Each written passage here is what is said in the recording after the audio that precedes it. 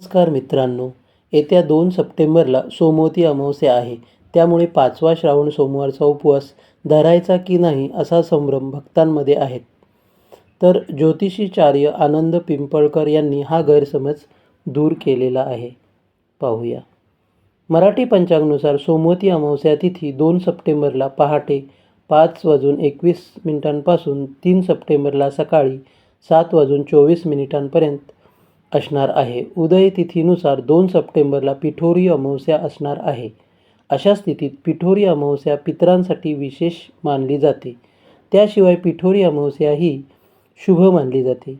शिवाय ही श्रावण अमावस्या असल्याने सोबतच अमावस्या तिथी 3 सप्टेंबरला सकाळी 7:24 संपणार असल्याने या दिवशी श्रावण सोमवारचं व्रत म्हणजे उपवास धरायचा आहे. 5 श्रावण सोमवारचा दुर्मिळ योग 71 वर्षानंतर जुळून आला आहे. 2 सप्टेंबरला श्रावण सोमवारी शिवमुठ सातू असणार आहे. सोमवती अमावस्या 2024 स्नान, दान आणि पूजा मुहूर्त पाहूया.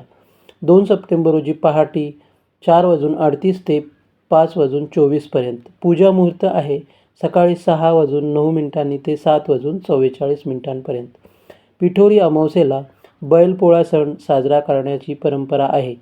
श्रावण महिन्यात बैलपोळा हा शेवटचा सण मानला जातो. त्यानंतर भाद्रपद महिन्यात लाडक्या गणरायाचं आगमन होते. या पिठोरी अमावस्येला पिठाचेच सर्व पदार्थ नैवेद्य म्हणून केले जातात. यामुळेच याला पिठोरी अमावस्या असे म्हणतात. या दिवशी 64 देवींच्या मूर्ती पीठ मळून तयार केल्या जातात. घरातील मुलांच्या सुखसमृद्धीसाठी महिला पिठोरी अमावस्येला उपवास करतात. ज्या घरात गणरायाचे आगमन होते तिथे पिठोरी अमावस्या केली जाते. अनेक घरात भाताची खीर हा खास नैवेद्य केला जातो.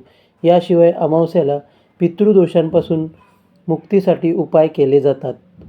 बैलपोळा सण कसा साजरा करतात तर महाराष्ट्रातील ग्रामीण भागात पोळा हा सण मोठ्या उत्साहात केला जातो. सकाळी उठून घरातील बैलांना नदीवर नेऊन त्यांना उटणे लावून त्यांची आंघोळी घालून विविध वस्त्रांनी आणि दागिन्यांनी सजवलं जातं. घरातील स्त्री त्या बैलांची पूजा करतात आणि पुरणपोळीचा नैवेद्य बैलांना दिला जातो. ज्या घरात बैल नसतात ते लोक मातीचे बैल बनवतात आणि त्याची पूजा करून कृतज्ञता व्यक्त करतात. तर दिलेली माहिती ही तुम्हाला आवडल्यास नक्की शेअर करा, कॉमेंट करा.